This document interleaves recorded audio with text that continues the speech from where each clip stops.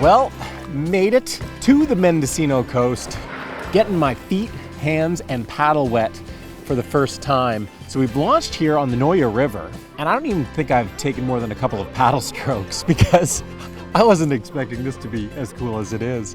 When you go on an adventure, it really is, it's all about the surprises, the things that happen that you don't expect. And the harbor that we started in was the unexpected surprise. The river current was sweeping us towards the bay where we were headed. But there's harbor seals, sea lions. They're just laying around, they're curious, they're pretty lazy and loud. It's a beautiful, active harbor.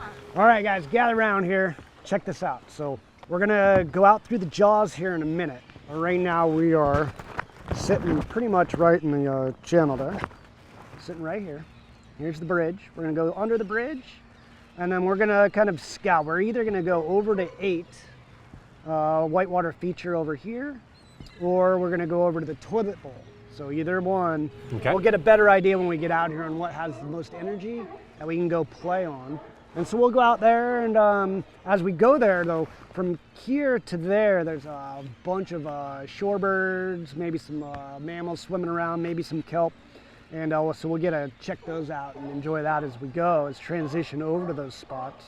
Start to feel the pulse of the sea, and let's go get some rides. All right. Sound good? Sounds good. Yeah. Let's do it.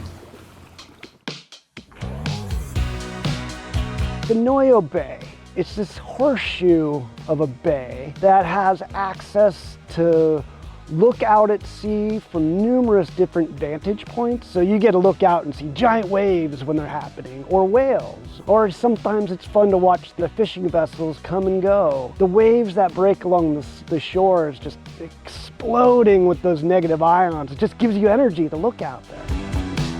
Well, we're in Noya Bay now, and a lot of people come out to the coast to sea kayak, to tour around and maybe paddle around some of the rocks, but our mission is a little different. I mean, we're in whitewater boats, and these things are specifically designed for rough conditions, and so that's why we're in them. We want to play around the rocks. Jeff and Cate are specialists in playing in the rough stuff, and so we're gonna find some play features. The Mendocino coast is very rocky, and I think that's what makes it so special. It's a rugged, rocky coastline, coastal headlands, cliffs, 20, 30 feet above the ocean, and it's very dynamic. My favorite thing is playing what we call whitewater the sea. Whitewater the sea is the interaction with the waves and the rocks, finding ways to play with that, or I like to say dance with it. And it's kind of a hybrid. It's sea kayaking because you're out in the sea. It's also whitewater kayaking, but there's a surfing element to it as well. Is this the elevator you're talking about, or is that there? What's that? This is the toilet bowl. We got to the first feature, and Jeff and Cate both paddle in front of this reef, this big rock, and they point their boat right at it. And then a wave comes and they start paddling at this rock wall, and I'm thinking, what the heck are you doing?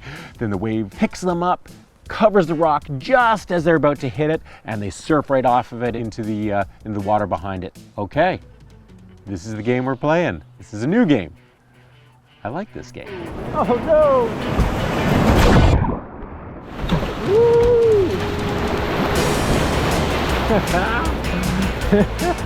Oh, that's good.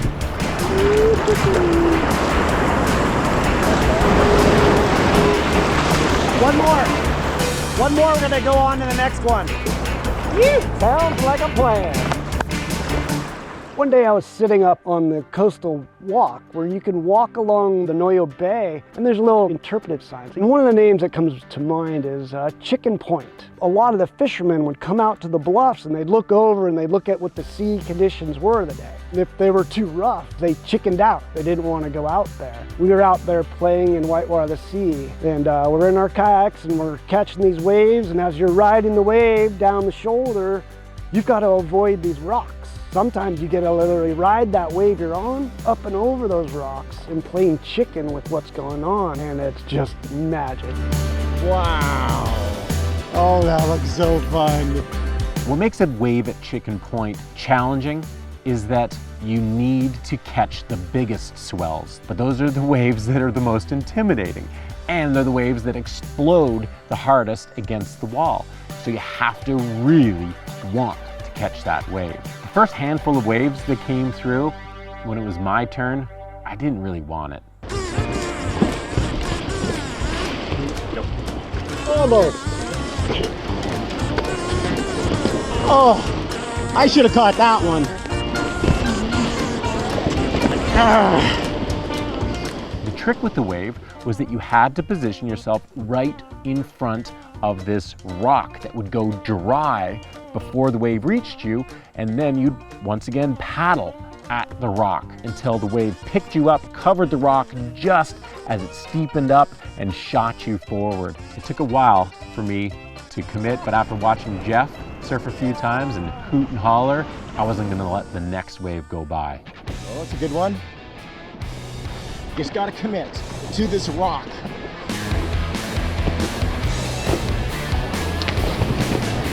Okay. Yeah, baby. Oh. No.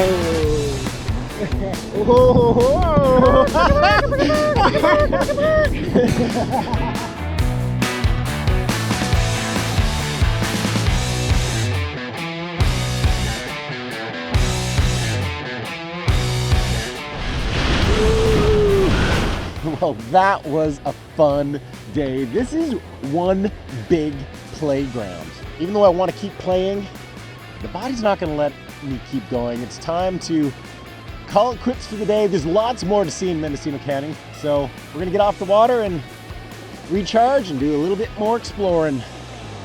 Woo.